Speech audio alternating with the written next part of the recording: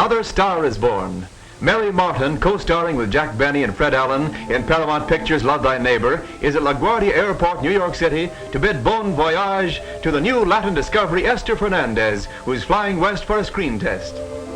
TWA announces the departure of the Super Sky Chief Stratoliner for Chicago, Kansas City, Albuquerque, and Los Angeles.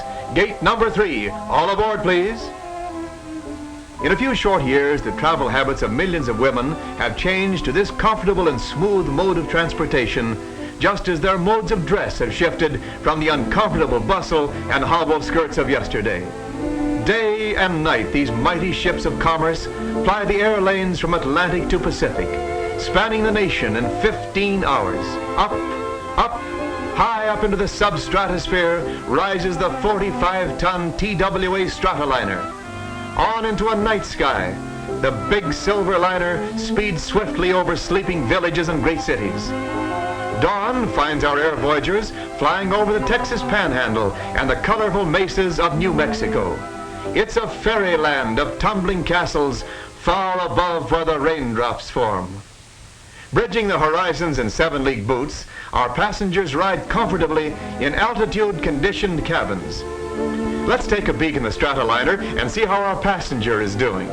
Why, of course, like every woman, she's taking a last look in the mirrors of the Stratoliner's charm room. Bienvenido, buenos dias, señorita. She is trimly tailored in a Cyril Johnson covert cloth suit.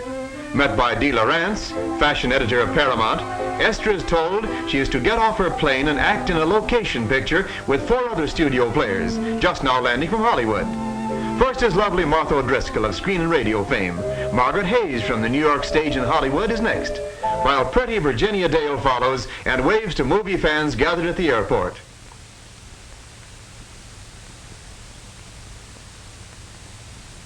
Take notice of the smart airplane luggage that the air passengers are using. It's Halliburton luggage, especially travel tested by TWA for air passengers. Metal alloys make for light weight and durability. As the baggage is unloaded, we hear a rhythmic chant. A group of Pueblo Indians who are to appear with Esther in the screen test beat out a buffalo dance, while a bronzed young brave stamps out the ancient hunting steps of the Navajos.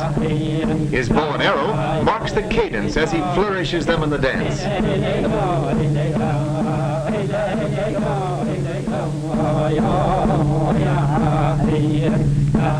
Quiet, action, camera.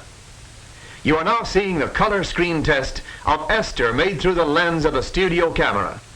Esther, changed into ceremonial garb, now makes her first bid for fame in Hollywood. Good luck, Esther.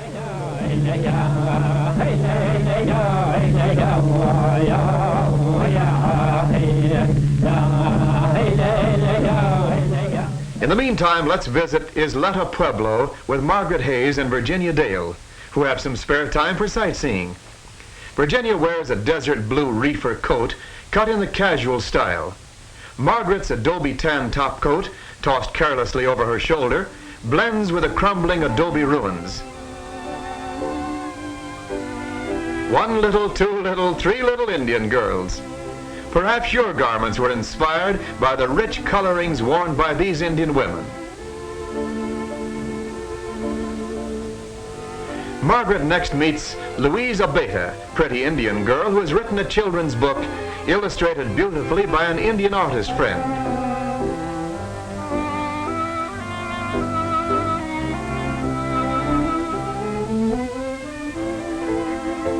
The girls next visit the mission of San Antonio de Isleta, built in 1621, just 1 year after the Mayflower landed on our eastern shores.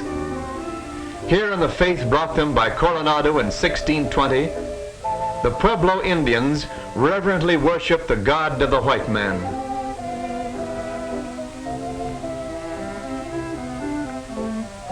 Margaret and Virginia keep a dinner engagement in Albuquerque at the Alvarado. Margaret wears a flowered evening dress of crown-tested rayon, topped off with a white fox short jacket. Virginia wears a two-toned cactus green dinner gown with an evening wrap of Russian lynx.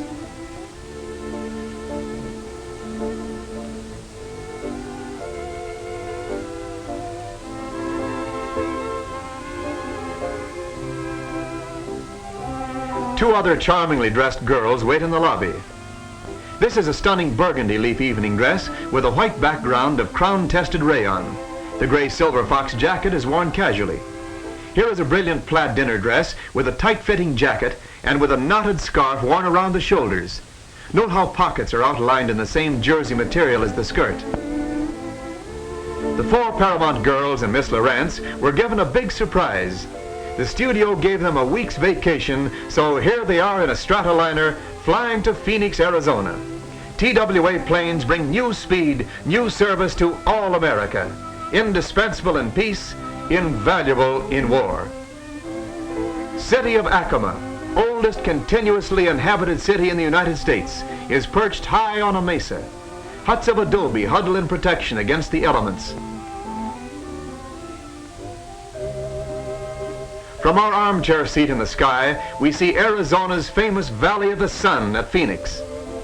Camelback Mountain is outlined on the horizon, while below appears Camelback Inn, where the girls will soon be sun-lazing.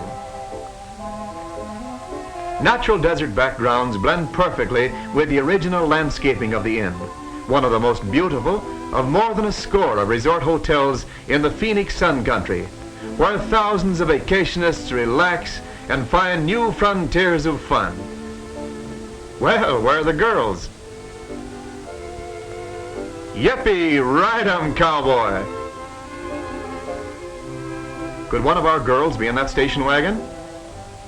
Why, it's Virginia in frontier costume. The ranch foreman gives her a hearty Western welcome. How about a breakfast ride tomorrow, says he. It's a date, says she. Margaret and Esther explore the grounds in their dresses of Celanese rayon. Esther's jersey casual dress of two-tone desert sand is nicely balanced with embroidered pockets. Margaret's jersey casual is two-tone cactus green with soft embroidery around the yoke. The grounds of our resort are studded with wild cactus. Martha wears a stop red station wagon coat that accompanies a vacation mood. Underneath, a blue gabardine slack suit makes a colorful contrast. Sunrise on the desert as the girls awake early for their breakfast ride. Orange, gold, and purple tints flood the morning sky.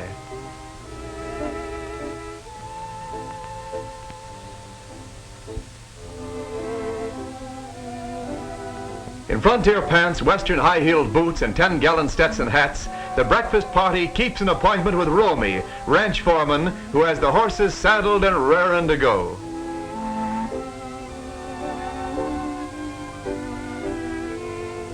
Fashion makes way for comfort in Western clothes.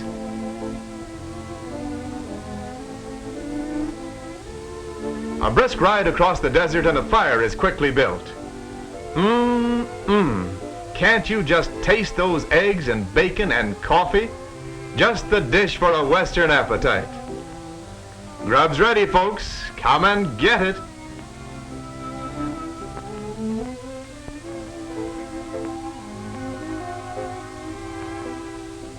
Here you find the friendliest people on earth. It must be the desert air.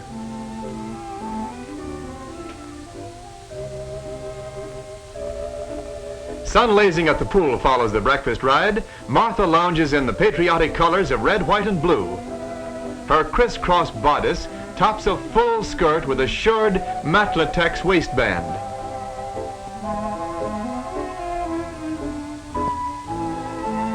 Esther's blue and red floral bathing suit is a three-piece costume. Virginia, with the red, white, and blue dressmaker place suit, just as fashionable for a dip in the pool. Margaret's patio slack suit is thoroughly American and typical of colorful resort wear. Styled in jersey, the ensemble features the long torso and shirred fullness inset in the slacks. The boys have comfort too in Palm Beach clothes which provide a wardrobe that meets every occasion. Sports are varied at Camelback, and we next find our vacationers playing the old shipboard game of shuffleboard. Virginia scores with a cotton daisy pattern play dress, and I might add, with a well-placed shot. Pinafore ruffles form sleeves for Virginia's frock. Did you notice Margaret cast aside that wraparound skirt? Now she wears only the matching swimsuit in blue and white, shirred and elasticized in the new process called matlatex. Approaching, we see the long-skirted version of the daisy pattern dress with pinafore ruffled sleeves. Martha is wearing a stunning cabana dress of cotton. Esther's Latin loveliness is apparent here in a striking Aztec print with peasant blouse of flattering fullness and bare midriff. This costume clearly shows the good neighbor diplomacy that has influenced North American fashions for the year 1941. As Martha and Virginia stroll away, the shuffleboard game goes merrily on.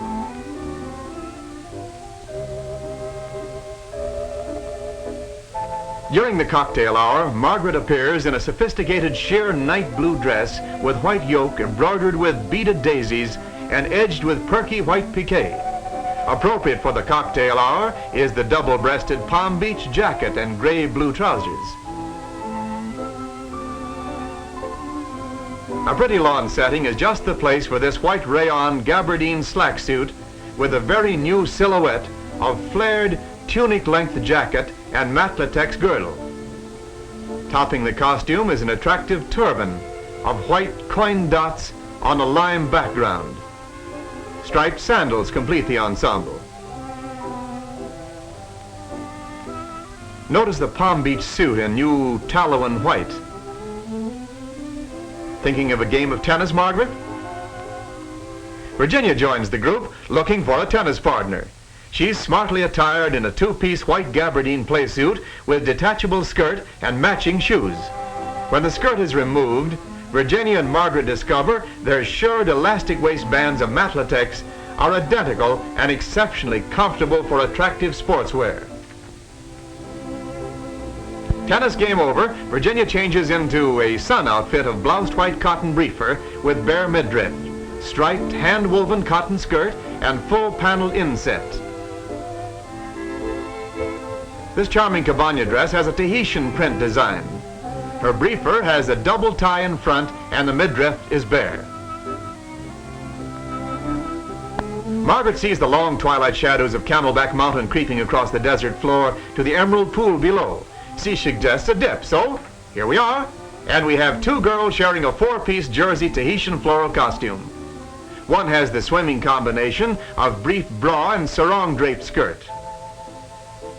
A sunburst suit of matlatex, elastic and snug, clings to the figure and makes for a slenderizing effect.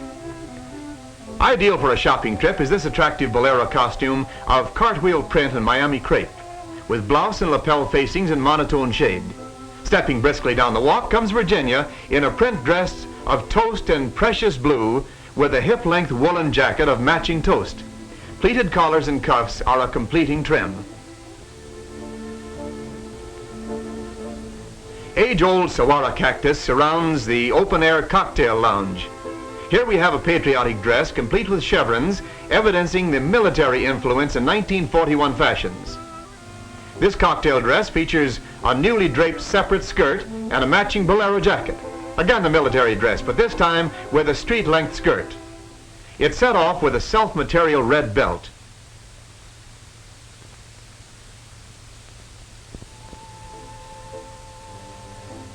Well, doesn't he look comfortable?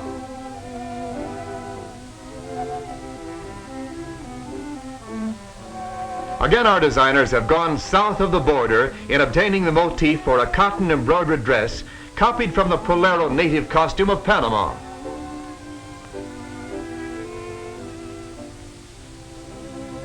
And so reluctantly our girls leave the sun country. Miss Vera Logsden, veteran TWA hostess, steps primly in the newest of Sky Girl uniforms of stratosphere blue.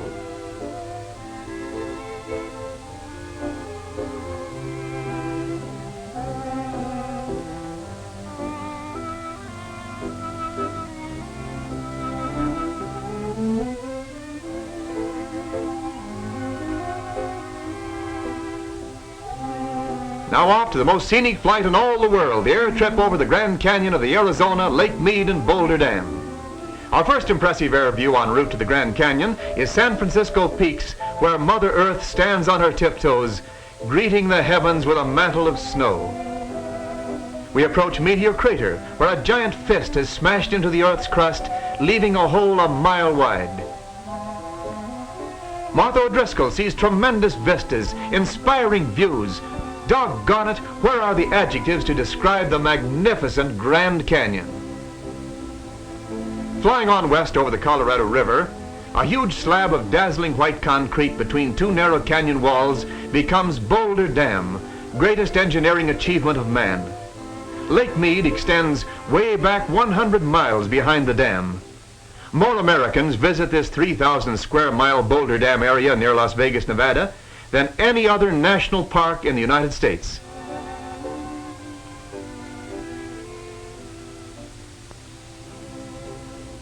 Winding highways curl and twist their way on the canyon sides. Here is provided inspiration and pride for all Americans to share. We land at Boulder City Airport, only 7 miles from Lake Mead and Boulder Dam. Two most pleasing costumes on our trip were seen at the dock at Lake Mead before boarding the motorboat for a sightseeing ride.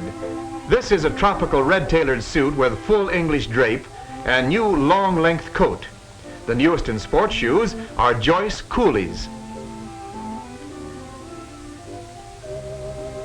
This pretty brunette is dressed in a misty blue reefer with red coolies to match.